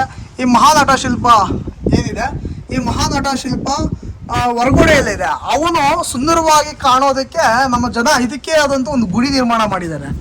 ನೋಡಿ, 2 ಕಂಬ ಇಲ್ಲಿ ಬಿದ್ದಿರುವಂಥ ಕಂಬಗಳನ್ನು ಕಳಿಸಿ ಅವನಿಗೋಸ್ಕರ, ಅಂದರೆ ಹೊರಗೋಡೆಯಲ್ಲಿ ನಿರ್ಮಾಣ ಆಗಿರೋ ಉಬ್ಬು ಶಿಲ್ಪಕ್ಕೆ ಒಂದು ಗುಡಿ ಕಟ್ಟಿದ್ದಾರೆ. ಅಂದರೆ ನಮ್ಮ ಜನರಲ್ಲಿರುವಂಥ ದೈವಿಕ ನಂಬಿಕೆಗಳು ಮತ್ತು ಅವ್ರ ಮೇಲೆ ಇರುವಂಥ ದೈವ ನಂಬಿಕೆಗಳಿಗೆ ಇದೊಂದು ಉದಾಹರಣೆ ಗುರು ಸ್ನೇಹಿತರೆ. ಒಂದು ಕತ್ತಿ ಹಿಡ್ಕೊಂಡು ತುಂಬ ಬೆತ್ತಲೆ ಆಗಿ ಶಿಕೆಯನ್ನ ಇದೆ. ಬಹುಶಃ ಇವಳು ಭೈರವಿ ಶಿಲ್ಪ ಅನ್ನು ನಾವು ಹೇಳ್ಬೋದು. ಅಲ್ಲಿ ನಮಗೆ ವಿಷ್ಣು ಶಿಲ್ಪವನ್ನು ನಾವು ಕೊಡ್ತೀವಿ. ಇಲ್ಲೊಂದು ಬೆಳಕು ಮತ್ತು ಕೋಷ್ಟಕಗಳಲ್ಲಿ ದೇವಕೋಷ್ಟಕಗಳಲ್ಲಿ ನಮ್ಮ ಇದು ಹೊರಗೋಡೆಯಲ್ಲಿ ನಾವು ಇದನ್ನು ಕಾಣ್ತೀವಿ. ವಿಶೇಷವಾಗಿ ನೊಳಂಬರ ಕಾಲದ ಈ ಥರ ಉಬ್ಬು ಶಿಲ್ಪಗಳನ್ನು ಕಾಣ್ತೀವಿ. ಮತ್ತೆ ನಿಮಗೆ ಇಲ್ಲೊಂದು ಮತ್ತೊಂದು ಗಣೇಶ ನೋಡ್ತೀವಿ. ಮತ್ತೆ ಇಲ್ಲೊಂದು ಸ್ತ್ರೀ ಶಿಲ್ಪವನ್ನು ನೋಡ್ತೀವಿ. ಹೂವನ್ನ ಹಿಡ್ಕೊಂಡಿರುವಂಥ ಸುಂದರವಾದ ಸುಂದರಿ ಅಂತ ಹೇಳ್ಬೋದು. ಇಲ್ಲಿ ಹಾರ ಹಿಡ್ಕೊಂಡಿದ್ದಾನೆ. ಬಹುಶಃ ಇವನೇ ಈ ದಿಲೀಪ ಇರ್ಬೋದಾ, ಇರುವ ನೊಳಂಬ ಇರ್ಬೋದಾ ಅಂತ ಕೆಲವರು ಅಭಿಪ್ರಾಯಗಳನ್ನು ವ್ಯಕ್ತಪಡಿಸ್ತಾರೆ. ಇದು ನೋಡಿ ತುಂಬ ಸುಂದರವಾದ ಶಿಲ್ಪ ಆಗಿದೆ. ರಾಕ್ಷಸ ಸಂಹಾರ ಮಾಡ್ತಿರುವಂಥದ್ದು. ಬಹುಶಃ ಇವಳು ಕಿಲಾರಿತ್ತ ಬಟಾರಿ ಶಿಲ್ಪ ಇರ್ಬೋದು ಅಂತ ಹೇಳ್ಬಿಟ್ಟು ನನ್ನ ಅನಿಸಿಕೆ. ಯಾಕಂದ್ರೆ ಕೈಯಲ್ಲಿ ಖಡ್ಗ ಹಿಡಿದು ಸಂಹಾರ ಮಾಡ್ತಿದ್ದಾಳೆ. ಕೆಳಗಡೆ ತ್ರಿಶೂಲದಿಂದ ಕೂಡ ಸಂಹಾರ ಆಗ್ತಾ ಇದೆ. ಕೆಳಗಡೆ ಕೈಯಲ್ಲಿ ಕಟ್ಟಂಗ ಹಿಡಿದಿರುವಂಥ ಸಾಧ್ಯತೆಗಳಿದೆ. ಮಹಾಕಾಳಿ ಕೂಡ ಆಗಿರೋ ಸಾಧ್ಯತೆಗಳಿದೆ. ಭೈರವ ತುಂಬ ಚೆನ್ನಾಗಿದ್ದಾನೆ. ಭೈರವ ಮೂರ್ತಿ ಸ್ನೇಹಿತರೆ, ಇದು ಭೈರವಿ ಶಿಲ್ಪ. ಇದು ಭೈರವಿ ಶಿಲ್ಪ ತುಂಬಾ ಸುಂದರವಾಗಿರೋದು ಜಟೆ. ಬಹುಶಃ ಈ ತರ ಜಟೆ ನಮ್ಗೆ ಈ ತರ ಗಂಗಾ ಮತ್ತು ನೊಳಂಬರ ಕಾಲದಲ್ಲಿ ನಾವು ವಿಶೇಷವಾಗಿ ನೋಡ್ಬೋದು. ಮೇಲ್ಗಡೆ ಭೂತಗಣ ಇದೆ ನೋಡಿ, ಜಟೆಯಲ್ಲಿ ಒಂದು ಭೂತಗಣ ಇದೆ ನೋಡಿ. ಅಂದ್ರೆ ರುಂಡ ಮಾದರಿ ಇರುತ್ತೆ ನೋಡಿ. ನಮ್ಮ ಸತ್ತ ನಂತರ ರುಂಡ ಇರುತ್ತಲ್ಲ, ಮಣ್ಣಿಂದ ಎಲ್ಲ ಕೊಳತದ ಆದ್ಮೇಲೆ, ಅಂದ್ರೆ ಕೊಳತ ನಂತರ ಉದ್ಭವ ಆಗುತ್ತಲ್ಲ ಬುರುಡೆ, ಆ ತರದ ಒಂದು ಭೂತಗಣ ಇದೆ. ಕೆಳಗಡೆ ನಾಯಿ ಇದೆ. ಕೊಳದ ರುಂಡಮಾಲೆ ಇದೆ. ಇಲ್ಲಿ ಕೂಡ ಮತ್ತೆ ನಮ್ಗೆ ಯೋಗಿನಿ ಶಿಲ್ಪ ಇದೆ. ಅಂದ್ರೆ ಯೋಗಿನಿ ಅಂದ್ರೆ ಇವಳು ಬಹುಶಃ ಅದೇ ತರ ಕಾಳಿ ಒಂದು ಭೈರವಿ ತರನೇ, ಬಟ್ ಯೋಗಿನಿ ಕಟ್ಟಂಗ ಇದೆ. ಕೆಳಗಡೆ ಕತ್ತಿ ಹಿಡ್ದಿದ್ದಾಳೆ. ಬರೀ 2 ಕೈ ಮಾತ್ರ ಇದೆ ಈಕೆಗೆ. ಹಾಗಾಗಿ ಇದನ್ನು ಯಾವುದು ಯೋಗಿನಿ ಅಂತ ಕೂಡ ಹೇಳೋ ಸಾಧ್ಯತೆಗಳಿದೆ. ಇಲ್ಲಿ ಮತ್ತೆ ಕಟ್ಟಂಗ ಮತ್ತು ಡಮರುಗ ಹಿಡಿದಿರುವಂತ ಶಿಲ್ಪ ಯೋಗಿನಿ ಶಿಲ್ಪ ಇದೆ. ಇಲ್ಲಿ ಸೂರ್ಯ ಇದೆ. ಮತ್ತೆ ಸೂರ್ಯ ಕೈಯಲ್ಲಿ ತವಳೆಯನ್ನ ಹಿಡಿದಿರೋದನ್ನು ನಾವು ಕಾಣ್ತೀವಿ. ಸೂರ್ಯ ಶಿಲ್ಪ ಇದೆ. ಮತ್ತೊಂದು ಒಳ್ಳೆ ಜಲಾಂಧ್ರವನ್ನ ಕಾಣ್ತೀವಿ. ಇಲ್ಲಿ ನೃತ್ಯಗಾರ್ತಿಯರು ಮತ್ತೆ ಆ ಜಲಾಂಧ್ರಗಳ ರಚನೆ ವಿಶೇಷವಾಗಿರುತ್ತೆ. ನವಂಬರಲ್ಲಿ ಕತ್ತಿ ಮತ್ತೆ ಗುರಾಣಿ ಡಮರುಗ ತ್ರಿಶೂಲ ಹಿಡಿದಿರುವಂತಹ ಒಂದು ಕಾಳಿ ಶಿಲ್ಪವನ್ನ ನೋಡ್ತೀವಿ. ಇಲ್ಲಿ ಡ್ಯಾನ್ಸ್ ಆದ್ರೆ ಇಲ್ಲಿ ಮತ್ತೆ ಡ್ಯಾನ್ಸಿಂಗ್ ಶಿವ ಆದ್ರೆ ನಾಟ್ಯ ಶಿವನ್ನ ಕಾಣ್ತೀವಿ ನಾವು. ಮತ್ತೆ ಇವೆಲ್ಲ ನಟರಾಜ ಶಿಲ್ಪಗಳಲ್ಲ. ನಟರಾಜ ಶಿಲ್ಪ ಬರೋಕೆ ಮುಂಚೆ ಇರುವಂತ ಶಿಲ್ಪಗಳು, ಶಿವನ ಶಿಲ್ಪಗಳು. ಯಾಕಂದ್ರೆ ಎಲ್ಲರೂ ಹೇಳ್ತೀವಿ ತಮಿಳ್ನಾಡಲ್ಲಿರುವಂತ ನಟರಾಜ ಪೋಷನ್ ಇರುವಂತ ಚಿತ್ರಗಳನ್ನು ಇಟ್ಕೊಂಡು ನಾವು ನಮ್ಮ ಇಲ್ಲಿರುವಂತ ಅಂದ್ರೆ ನಮ್ಮ ರಾಷ್ಟ್ರಕೂಟ ಗಂಗಾ ನೊಳಂಬರ ಕಾಲದಲ್ಲಿ ನಿರ್ಮಾಣದಂತ ಶಿವನ ನೃತ್ಯ ಶಿಲ್ಪಗಳನ್ನ ನಾವು ನಟರಾಜ ಅಂತ ಕರಿತೀವಿ. ಅದು ನಟರಾಜ ಶಿಲ್ಪಗಳಲ್ಲ, ಮಹಾನಟ ಶಿಲ್ಪ ಅಥವಾ ನಾಟ್ಯ ಶಿಲ್ಪಗಳಂತ ಕರಿತೀವಿ. ನಮಗೆ ಇದಕ್ಕೆ ಮೂಲ ನಾವು ಬಾದಾಮಿಯಲ್ಲೇ ನೋಡೋದು ಮಹಾನಟನ ಶಿಲ್ಪ. ಅದು ಮಹಾನಟನ ಶಿಲ್ಪ, ನಾಟ್ ನಟರಾಜ. ಸೊ ನಾವು ನಟರಾಜ ಅಂತ ಹೇಳ್ತೀವಿ. ಅದನ್ನ ಕ್ರೆಡಿಟ್ ನಾವು ಅವ್ರಿಗೆ ಕೊಡ್ತಾ ಇದ್ದೇವೆ. ಅವ್ರಿಗಿಂತ ಮುಂಚೆ ನಮ್ಮಲ್ಲಿ ಈ ತರ ಮಹಾನಟ ಶಿಲ್ಪ, ಅದಕ್ಕೆ ಅಮರಕೋಶ ಕೂಡ ಸಾಕ್ಷಿ. ಅಮರಕೋಶದಲ್ಲಿ ಕೂಡ ಉಲ್ಲೇಖ ಆಗುತ್ತೆ ಮಹಾನಟ ಅಂತ ಹೇಳ್ಬಿಟ್ಟು. ನಮ್ಮ ಅರಳುಗುಪ್ಪೆ ನೊಳಂಬರ ಒಂದು ಪ್ಯಾನಲ್ ಏನಿದೆ, ಅದಷ್ಟು ದಿಕ್ಪಾಲಕರ ಪ್ಯಾನಲ್ ಏನಿದೆ, ಅಲ್ಲಿ ಸುಂದರವಾದಂತ ಮಹಾನಟನ ಶಿಲ್ಪವನ್ನು ನೋಡ್ತೀವಿ. ಇಲ್ಲಿ ನಾವು ಅಲ್ಲಿ ಒಂದು ಮಹಾನಟನ ಶಿಲ್ಪ ನೋಡಿದ್ವಿ ಆ ಕಡೆ ಹೊರಗಡೆ. ಮತ್ತೆ ಇಲ್ಲಿ ನಾವು ಮಹಾನಟನ ಶಿಲ್ಪವನ್ನ ನೋಡ್ತಿದ್ವಿ ಸ್ನೇಹಿತರೆ. ಬಹುಶಃ ಅತಿ ಹೆಚ್ಚು ಸುಂದರವಾದಂತಹ ರಚನೆಗಳನ್ನ ಒಳಗೊಂಡಿರುವಂಥದ್ದು ಅಂದ್ರೆ ಹೊರಗೋಡೆಯಲ್ಲಿ ಅದು ಲಕ್ಷ್ಮಣ ಲಿಂಗೇಶ್ವರ ದೇವಾಲಯದ ಸುತ್ತು ಇದೆ. ಮತ್ತೆ ನಮ್ಗೆ ಆ ಕಡೆ ರಾಮಣ ಅಂದ್ರೆ ಇದು ರಾಮಲಿಂಗೇಶ್ವರ ದೇವಾಲಯದ ಹೊರಗೋಡೆಗಳ ಅಷ್ಟೊಂದು ಕೆತ್ತನೆಗಳು ನಮ್ಗೆ ಸಿಗೋದಿಲ್ಲ. ಇನ್ನು ಉಳಿದಿದ್ದು ಶತ್ರುಘ್ನ ಲಿಂಗೇಶ್ವರ ಮತ್ತು ಭರತ ಲಿಂಗೇಶ್ವರ ದೇವಾಲಯಗಳಲ್ಲಿ ಕೂಡ ಮಣ್ಣಿನ ಗೋಡೆಗಳಾಗಿವೆ. ಅಂದರೆ ಕಾಲಾನಂತರದಲ್ಲಿ ಇವು ಉರುಳಿ ಬಿದ್ದಿರ್ಬೋದು. ಆ ಕಾರಣದಿಂದ ಒಂದಷ್ಟು ಮಣ್ಣಿನ ರಚನೆಗಳು ಗೋಡೆಗಳು ಸಿಗ್ತವೆ. ಇಲ್ಲಿ ನಮ್ಗೆ ಹೆಚ್ಚಾಗಿ ಆ ಥರ ರಚನೆಗಳು ಸಿಗೋದಿಲ್ಲ. ಆದರೆ ಜಾಲಂಧ್ರಗಳಲ್ಲಿ ಅಂತ ನಿಮಗೆ ತುಂಬ ಸುಂದರವಾದಂಥ ರಚನೆಗಳು ಸಿಗ್ತವೆ. ಬನ್ನಿ ಸ್ನೇಹಿತರೆ, ಅವೆಲ್ಲ ನೋಡ್ಕೊಂಡು ಹೋಗೋಣ. ನೃತ್ಯ ಕಲಾಕಾರರ ಒಂದು ಜಾಲಂಧ್ರವನ್ನು ಕಾಣ್ಬೋದು. ಇದು ಶತ್ರುಘ್ನ ಲಿಂಗೇಶ್ವರ ದೇವಾಲಯದ ಜಾಲಂಧ್ರ ಆಗಿದೆ. ಈ ದೇವಾಲಯಗಳು ಸಂಪೂರ್ಣವಾಗಿ ದಾಕ್ಷಿಣಾತ್ಯ ಶೈಲಿಯಲ್ಲೇ ಇವೆ. ಅಂದ್ರೆ ದಾಕ್ಷಿಣಾತ್ಯ ಸಂಪ್ರದಾಯ ನಮ್ಮದು ಅಂತ ನಾವು ಹೇಳೋದಕ್ಕೆ ಇದಕ್ಕಿಂತ ಉದಾಹರಣೆ ಮತ್ತೊಂದು ಬೇಡ ಅಂತ ನನ್ನ ಅನಿಸಿಕೆ ಸ್ನೇಹಿತರೆ. ಇದು ನಮಗೆ ಭರತ ಲಿಂಗೇಶ್ವರ ದೇವಾಲಯದ ಒಂದು ಜಾಲಂಧ್ರ. ಇಲ್ಲಿ ಕೂಡ ನಾವು ನೃತ್ಯ ಕಲಾಕಾರರನ್ನು ನೋಡ್ತೀವಿ. ಇಲ್ಲಿ ನೋಡಿ ವಾದ್ಯಗಳನ್ನ ಬಾರಿಸ್ತಿದ್ದಾರೆ, ಇಲ್ಲಿ ಡ್ಯಾನ್ಸಿಂಗ್ ಮಾಡ್ತಾರೆ, ಅಂದ್ರೆ ಮಹಿಳೆಯರು ನೃತ್ಯವನ್ನ ಮಾಡ್ತಿರುವಂತ ಜಾಲಾಂಧ್ರ ಶಿಲ್ಪ ಆಗಿದೆ. ಇದು ಬಹುಶಃ ಅವಶೇಷಗಳು, ನೊಳಂಬರ ದೇವಾಲಯದ ಅವಶೇಷಗಳನ್ನ ಬಳಸ್ಕೊಂಡು ಈ ದೇವಾಲಯನ ಸೃಷ್ಟಿಸಿದ್ದಾರೆ. ಇದು ವಾಲಿ ಸುಗ್ರೀವ ದೇವಾಲಯ ಅಂತ ಕರೀತಾರೆ. ಆದ್ರೆ ನೊಳಂಬರ ಕಾಲದ ಲಿಂಗ ಇದೆ ಒಳಗಡೆ. ಮತ್ತೆ ಇದ್ರಲ್ಲಿ ಬಹಳ ವಿಶೇಷ ಅನ್ಸೋದು, ಇದು ಬೇರೊಂದು ದೇವಾಲಯದ ತುಂಬಾ ಸುಂದರವಾದ ಇದನ್ನ ತಗೊಂಡು ಈ ದೇವಾಲಯ ನಿರ್ಮಾಣ ಆಗಿದೆ. ನೋಡಿ ಇಲ್ಲಿ 2 ಕುಂಭಗಳಿದೆ, ಮತ್ತೆ ಬಳ್ಳಿ ಇದೆ. ನಂತರ ನಿಮ್ಗೆ ಇಲ್ಲಿ ನೋಡು ಆ ಶಿಲ್ಪಗಳು ತುಂಬಾ ವಿಶಿಷ್ಟವಾದ ಶಿಲ್ಪಗಳನ್ನ ರಚನೆ ಆಗಿವೆ. ಒಳಗಡೆ ನೋಡಿ ನೊಳಂಬರ ಕಾಲದ ಲಿಂಗ ಇದೆ ನೋಡಿ. ಇದು ಕೂಡ ನಿಮಗೆ ನೊಳಂಬರ ಕಾಲದ ಅವಶೇಷಗಳನ್ನ ಬಳಸಿಕೊಂಡು ನಿರ್ಮಾಣ ಮಾಡಿದಂತ ದೇವಾಲಯ. ಇದು ನೋಡಿ ಮಂಟಪ ಕೂಡ, ನಂದಿ ಮಂಟಪ ಕೂಡ ಇದಕ್ಕೆ ಬಳಸಿರುವಂತ ಎಲ್ಲಾ ವಸ್ತು ಕೂಡ ನೊಳಂಬರ ಕಾಲದ ಇದು ಹೊಸದಾಗಿ ನಿರ್ಮಾಣ ಆಗಿದೆ. ಮತ್ತೆ ಅದು ಕೂಡ ಸಹ ಪ್ರಾಚೀನ ಶಿವಲಿಂಗ ಅದು. ಮತ್ತೆ ನಿಮಗೆ ಅಲ್ಲಿ ಒಂದು ವೈಷ್ಣವ ದುರ್ಗಿ, ಬಹುಶಃ ಅದು ಚೋಳರ ಕಾಲದ್ದು ಶಿಲ್ಪ ಆಗಿದೆ. ನೋಡಿ ಸ್ನೇಹಿತರೆ, ಇದು ನಮಗೆ ಇದು ಕೂಡ ನೊಳಂಬರ ಕಾಲದಲ್ಲಿ ನಿರ್ಮಾಣ ಆಗಿದ್ದಂತಹ ದೇವಾಲಯ. ನೋಡಿ ಸ್ನೇಹಿತರೆ, ನೊಳಂಬರ ಕಾಲದ ದೇವಾಲಯ. ಇದು ಒಂದು ನವರಂಗ ಇದೆ. ಮತ್ತೆ ನಮಗೆ ಮೇಲ್ಭಾಗದಲ್ಲಿ ಯಾವುದೇ ರೀತಿಯಾದಂತಹ ಅಷ್ಟದಿಕ್ಪಾಲಕರು ಕಂಡಿಲ್ಲ. ಮತ್ತೆ ಇದೇ ನೊಳಂಬರ ಕಾಲದ ಒಂದು ಅಂತರಾಳದಲ್ಲಿ 2 ಗುಂಪುಗಳು ನೋಡಿ ಮಾದರಿ ಏನಿದೆ. ಆದ್ರೆ ಲಿಂಗ ಮಾತ್ರ ತುಂಬಾ ಪ್ರಾಚೀನವಾದದ್ದು, ಅಂದ್ರೆ ನೊಳಂಬರ ಕಾಲದ್ದು. ಇಲ್ಲಿ ಕೂಡ ನಾವು ಬೃಹತ್ತಾದ ಲಿಂಗವನ್ನು ನಾವು ಕಾಣ್ಬೋದು. ಇಲ್ಲಿ ಅವನಿಯಲ್ಲಿ ನಮ್ಗೆ ಜೈನರ ಕಾಲದ ಒಂದು ದೇವಾಲಯ ಇರಬೇಕಾಗಿರುವಂತಹ ಸಾಧ್ಯತೆಗಳು ಜಾಸ್ತಿ ಇದೆ. ಆದ್ರೆ ನಮ್ಗೆ ದೇವಾಲಯ ಇದುವರೆಗೂ ಲಭ್ಯ ಆಗಿಲ್ಲ. ಆದ್ರೆ ಜೈನರು ಅಂದ್ರೆ ಇಲ್ಲೊಂದು ಅವನು ಒಬ್ಬ ಬಸದಿ ಅಂದ್ರೆ ಮಾನಸ್ತಂಭ ನಿರ್ಮಾಣ ಮಾಡಿರುವಂತಹ ಒಂದು ಕುರುಹು ನಮಗೆ ಲಭ್ಯ ಆಗುತ್ತೆ. ಇದು ದಿಲೀಪನ ನಂತರ ನಂದಿ ನೊಳಂಬ ಏನ್ ಬರ್ತಾನೆ ಅವನ ಕಾಲದಲ್ಲಿ ನಿರ್ಮಾಣ ಆಗಿರುವಂತ ಮಾನಸ್ತಂಭ ಇದು.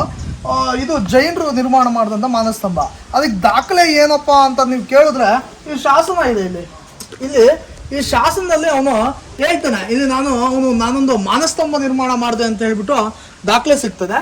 ಇದು ನಮ್ಗೆ ಒಂದು ಜೈನರ ಕಾಲದಲ್ಲಿ ನಿರ್ಮಾಣ ಮಾನಸ್ತಂಭ. ಬಹುಶಃ ಇದು ಈ ಆವರಣದಿಂದ ಹೊರಗಡೆ ಇತ್ತು ಅಥವಾ ಇದು ಇಲ್ಲೇ ಇತ್ತು, ನಮ್ಗೆ ಅನ್ನೋದು ಒಂದು ಡೌಟು ಸಾಮಾನ್ಯವಾಗಿ ಇದ್ದೇ ಇದೆ. ಬಸವಯ್ಯ ನೋಡಿ ಈ ಶಾಸನದಲ್ಲೇ ಇದೆ, ಬಸವಯ್ಯ ಅನ್ನೋನು ಈ ಮಾನಸ್ತಂಭವನ್ನ ನಿರ್ಮಿಸ್ತಾನೆ ಸರ್ ಇಲ್ಲಿ. ಆದ್ರೆ ಇವನು ಬೇರೆ ಕಡೆ ನಿರ್ಮಾಣ ಮಾಡಿದ್ದನೋ ಅಥವಾ ಈ ಊರಲ್ಲೇ ಬೇರೆ ಕಡೆ ನಿರ್ಮಾಣ ಮಾಡಿದ್ರು ಅಥವಾ ಈ ಆವರಣದಲ್ಲಿ ಯಾವ್ದಾದ್ರು ಒಂದು ಬಸದಿ ಕೂಡ ಇತ್ತು ಅನ್ನೋದು ನಮ್ಗೆ ಇದು ಬಸದಿ ಅಂತ ಇದುವರೆಗೂ ಕಂಡು ಬಂದಿಲ್ಲ. ಆದ್ರೆ ಮಾನಸ್ತಂಭ ಮಾತ್ರ ನಮ್ಗೆ ಶಾಸನೋಕ್ತವಾಗಿ ಇಲ್ಲಿ ಸಿಗ್ತಾರೆ ಸರ್. ಅಂದ್ರೆ ಜೈನರು ಕೂಡ ಈ ಹಳ್ಳಿಯಲ್ಲಿ ಇದ್ರು ಅನ್ನೋದಕ್ಕೆ ಇದೊಂದು ದಾಖಲೆ ಸರ್.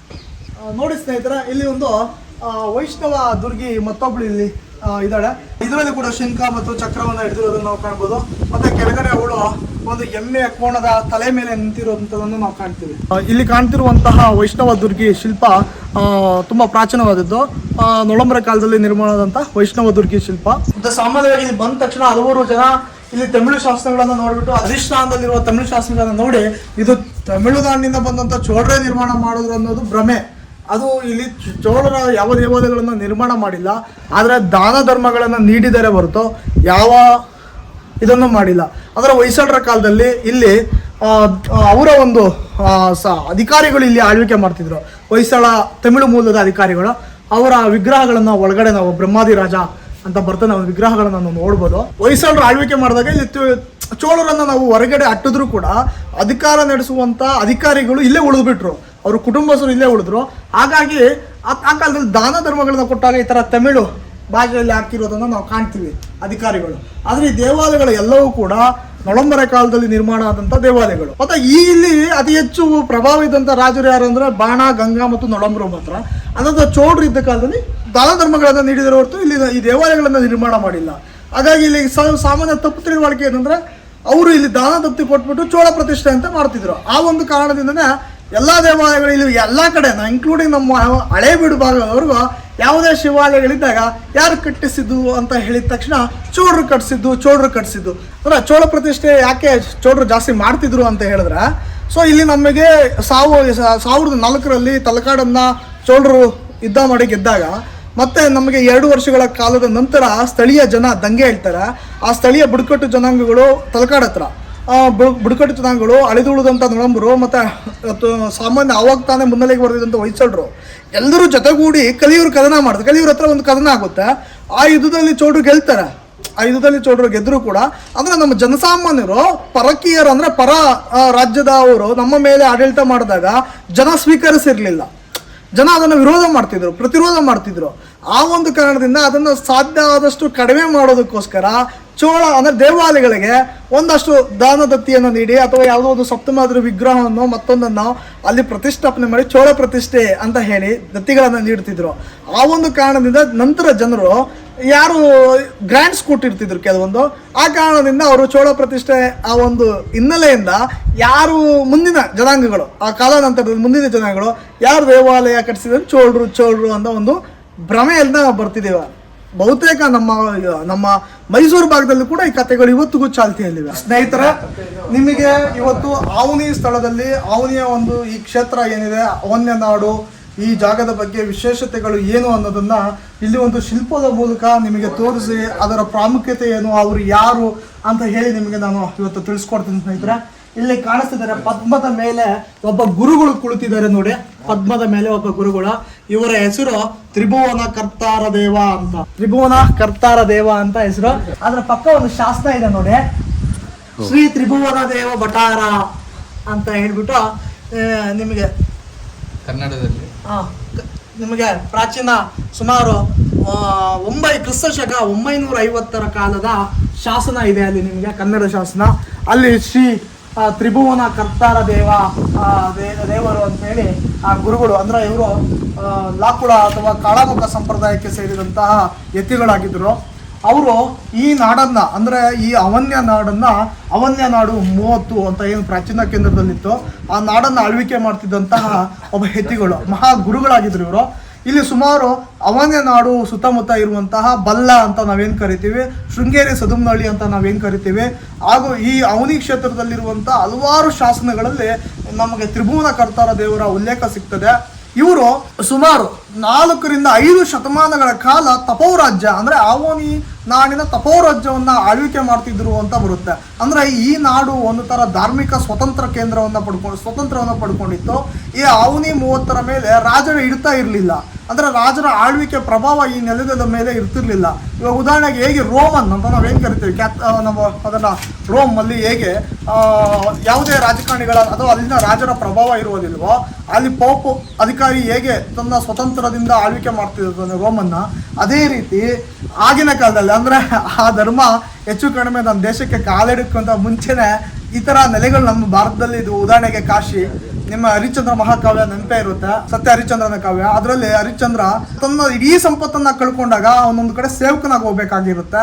ಆ ಸಂದರ್ಭದಲ್ಲಿ ಅವನು ಹೇಳ್ತಾನೆ, ಮತ್ತೊಬ್ಬ ರಾಜ ಆಳ್ವಿಕೆ ಇರೋ ಜಾಗದಲ್ಲಿ ಅವನು ಯಾವತ್ತಿಗೂ ಹೋಗೋದಿಲ್ಲ. ಯಾವ ರಾಜನ ಪ್ರಭಾವ ಎಲ್ಲಿ ಇರೋದಿಲ್ಲವೋ ಆ ಸ್ಥಳವನ್ನು ಅವನು ಆಯ್ಕೆ ಮಾಡ್ಕೊಳ್ತಾನೆ. ಅದಕ್ಕೆ ಕಾಶಿಯನ್ನು ಆಯ್ಕೆ ಮಾಡ್ಕೊಳ್ತಾನೆ. ಕಾಶಿ ಅಥವಾ ವಾರಣಾಸಿ ಅಥವಾ ಬನಾರಸ್ ನಾವೇನು ಹೇಳ್ತೀವಿ, ಸೊ ಈ ಪ್ರದೇಶದಲ್ಲಿ ಯಾವ ರಾಜನ ಆಳ್ವಿಕೆ ಇರೋದಿಲ್ಲ, ಅದೊಂದು ಧಾರ್ಮಿಕ ಸ್ವತಂತ್ರ ಕೇಂದ್ರ. ಅದೇ ರೀತಿ ನಮ್ಮ ಪಂಪ ಕ್ಷೇತ್ರ ಅಂದ್ರೆ ಇವತ್ತಿನ ಹಂಪಿ ಕೂಡ ಹಾಗೆ ಇತ್ತು. ಇವತ್ತು ರಾಜರು ಕೂಡ ಅದನ್ನ ವಿರೂಪಾಕ್ಷ ಅಂತ ಅವ್ರ ಹಸ್ತಾಕ್ಷರ ಆಗ್ತಿರೋ ಹೊರತು ಅವ್ರ ಹೆಸರನ್ನು ಎಲ್ಲಿ ಆಗ್ತಿರ್ಲಿಲ್ಲ. ಶಾಸನಗಳಲ್ಲಿ ಸುಮಾರು ಶಾಸನಗಳಲ್ಲಿ ನಾವು ಕಾಣ್ತೀವಿ. ಅದೇ ತರ ಈ ಆವನಿ ಕ್ಷೇತ್ರದಲ್ಲಿ ಕೂಡ ಯಾವುದೇ ರಾಜರ ಪ್ರಭಾವ, ಅವರ ಒಂದು ರಾಜಕೀಯ ಹಸ್ತಕ್ಷೇಪ ಇದು ಈ ನೆಲದ ಮೇಲೆ ಇರ್ತಾನೆ ಇರಲಿಲ್ಲ. ಇಲ್ಲಿ ಸ್ವತಃ ಗುರುಗಳೇ ಆಳ್ವಿಕೆ ಮಾಡ್ತಿದ್ರು ತಪೋರಾಜ್ಯವನ್ನ ಸುಮಾರು 40 ವರ್ಷಗಳ ಕಾಲ. ಅಂದ್ರೆ ನೊಳಂಬ ಅರಸ ಏನು ದಿಲೀಪ ಬರ್ತಾನೆ, ಆ ದಿಲೀಪನಿಂದ ಇಮ್ಮಡಿ ಮಹೇಂದ್ರನವರಿಗೆ ಈ ನೆಲದಲ್ಲಿ ಈ ಗುರುಗಳು ಆಳ್ವಿಕೆ ಮಾಡಿದ್ರು. ಇವರ ವಿಶೇಷತೆ ಏನಂದ್ರೆ ಸುಮಾರು 50 ದೇವಾಲಯಗಳನ್ನು ನಿರ್ಮಾಣ ಮಾಡಿದ್ದಾಗಿ ಶಾಸ್ತ್ರಗಳಲ್ಲಿ ನಮಗೆ ಸಿಗುತ್ತೆ. 50 ದೇವಾಲಯಗಳಂದ್ರೆ ಸಾಮಾನ್ಯ ವಿಷಯವೇ. ಅಂದ್ರೆ ಒಂದು 50 ದೇವಾಲಯಗಳು, 2 ಬೃಹತ್ ಕೆರೆಗಳನ್ನು ನಿರ್ಮಾಣ ಮಾಡಿದ್ರು ಅಂತ ಹೇಳ್ಬಿಟ್ಟು ತ್ರಿಭುವನ ಕರ್ತರು ಮಾಡಿದ್ರು ಅಂತೇಳಿ ನಮ್ಮ ಶಾಸನಗಳಲ್ಲಿ ಸಿಗುತ್ತೆ.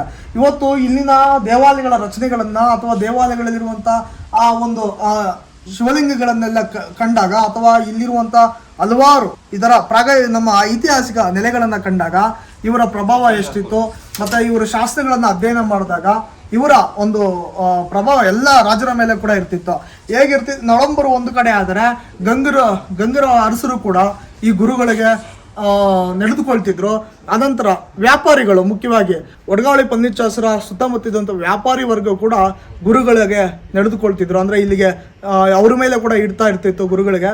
ಹಾಗಾಗಿನೇ ಇದೊಂದು ಇಂತಹ ಮಹಾನ್ ಯತಿಗಳು ಈ ನೆಲದಲ್ಲಿ ಬಂದು ಹೋಗಿರೋದ್ರಿಂದನೇ ಈ ನೆಲಕ್ಕೆ ಇಷ್ಟೊಂದು ಇತಿಹಾಸ ಉಳಿದುಕೊಂಡಿದೆ ಸ್ನೇಹಿತರೆ. ತ್ರಿಭುವನ ಕರ್ತಾರ ದೇವರು ಇಲ್ಲಿ ಈ ಥರ ನೆಲೆಗೊಂಡಾಗ ಇಲ್ಲಿಗೆ ನೊಳಂಬ ರಾಣಿ ಕೂಡ ದಿವ್ಯ ಬೆರಸಿಲಿ ಇವರು ಆಶ್ರಯಿಸಿ ಬರ್ತಾಳೆ. ಅಂದರೆ ನಿಮಗೆ ಅದನ್ನು ಹೇಳಬೇಕಂದ್ರೆ ಒಂದಷ್ಟು ರಾಜಕೀಯ ಇತಿಹಾಸಗಳನ್ನು ಹೇಳಬೇಕಾಗ್ತದೆ ಸ್ನೇಹಿತರೆ. ನಿಮಗೆ ಇಲ್ಲಿ ಒಂದು ಹೆಸರನ್ನು ತೋರಿಸ್ತೀನಿ. ಅದು ಬಹಳ ಈ ಒಂದು ಪ್ರದೇಶದಲ್ಲಿ ಆಕೆಯ ಹೆಸರು ಬಹಳ ಚಿರಸ್ಥಾಯಿಯಾಗಿ ಉಳಿತ ಚರಿತ್ರೆಯಲ್ಲಿ. ಅವಳ ಹೆಸರು ದಿವ್ಯಬ್ಬೆರಸಿ ಅಂತ. ಇಮ್ಮಡಿ ಪಳಲ್ಚೋರನ ಹೆಂಡತಿ ಕದಂಬ ವಂಶಕ್ಕೆ ಸೇರಿದಂತಹ ಅವಳು ಹೆಣ್ಣುಮಗಳು, ಕದಂಬ ವಂಶಕ್ಕೆ. ಅವಳು ಇಮ್ಮಡಿ ಪಳಲ್ಚೋರನ ವಿವಾಹ ಆಗಿರ್ತಾಳೆ. ಇಮ್ಮಡಿ ಪಳಲ್ಚೋರ ನಳಂಬ ವಂಶದ ರಾಜಕುಮಾರ. ಅವನ ಹೆಂಡತಿ ಇಲ್ಲಿ ದೇವಾಲಯಗಳನ್ನು ನಿರ್ಮಾಣ ಮಾಡಿರ್ತಾಳೆ.